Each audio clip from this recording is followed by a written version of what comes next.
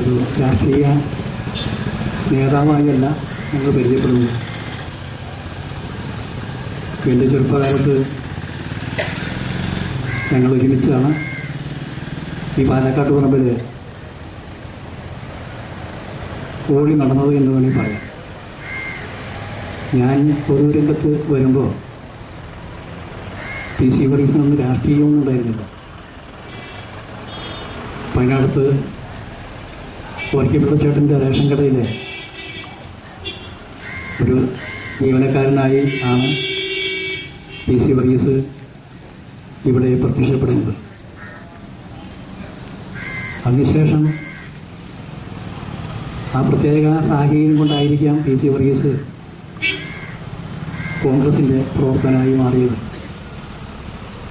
എങ്കിലും അദ്ദേഹം നമ്മളെ വിട്ടുപിരിയുന്ന ഈ നാൾ വരെ എൻ്റെ ഒരു സുഹൃത്തായി മാത്രമേ പി സി വർഗീസിനെയും ഞാൻ പി സി വർഗീസിനെയും കണ്ടിട്ടുള്ളൂ. രാഷ്ട്രീയമായി അഭിപ്രായ വ്യത്യാസമുള്ളപ്പോൾ തന്നെ വ്യക്തിബന്ധങ്ങൾ അത് മുറിഞ്ഞു പോകാതിരിക്കാൻ പ്രത്യേകം ഞങ്ങൾ ശ്രദ്ധിച്ചിരുന്നു.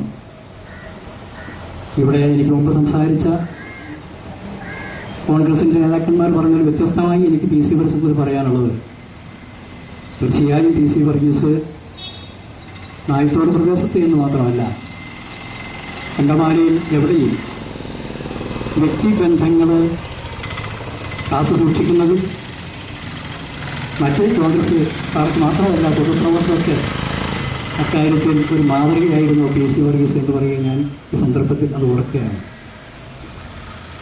രാഷ്ട്രീയത്തിലാണെങ്കിലും പൊതുപ്രവർത്തനമാണെങ്കിലും നേതാക്കളൊക്കെ തന്നെ പിറവി വെക്കുന്നത് ജന്മം കൊണ്ടും അവർ പ്രവർത്തനം കൊണ്ടുമാണെങ്കിൽ പി സി വർഗീസ് ഒരു പാവപ്പെട്ട തൊഴിലാളി കുടുംബത്തിൽ ചുമ്മാരിയോടൻ്റെ മകനായി ഒരു പാവപ്പെട്ട ചായക്കച്ചവടക്കാരൻ്റെ മകനായി ജനിച്ച് അദ്ദേഹത്തിന്റെ സ്വയം ജീവിതത്തിന് വേണ്ടി ഒരു മാർഗം സ്വീകരിക്കുകയും അതിലൊന്ന് പൊതുരംഗത്തേക്ക് വരികയും ചെയ്ത ഈ കാലഘട്ടത്തിൽ ഇവിടെ മുൻ MLA Shri P J Joy പറഞ്ഞ പോലെ രാഷ്ട്രീയക്കാരും പൊതുപ്രവർത്തകരെല്ലാം തന്നെ ഈ കെട്ടകാലത്ത് അഴിമതികളുടെയും ആക്ഷേപങ്ങളുടെയും ചുഴിയിൽപ്പെട്ട് നാക്കടച്ച് നട്ടം തിരിയുമ്പോൾ അതിൽ നിന്നെല്ലാം അതിജീവിച്ച ഒരു വ്യക്തിത്വത്തിന്റെ ഉടമയായിരുന്നു ശ്രീ പി സി വർഗീസ് എന്ന് പറയാൻ ഞാൻ ഈ സന്ദർഭം ഉപയോഗിക്കുകയാണ്.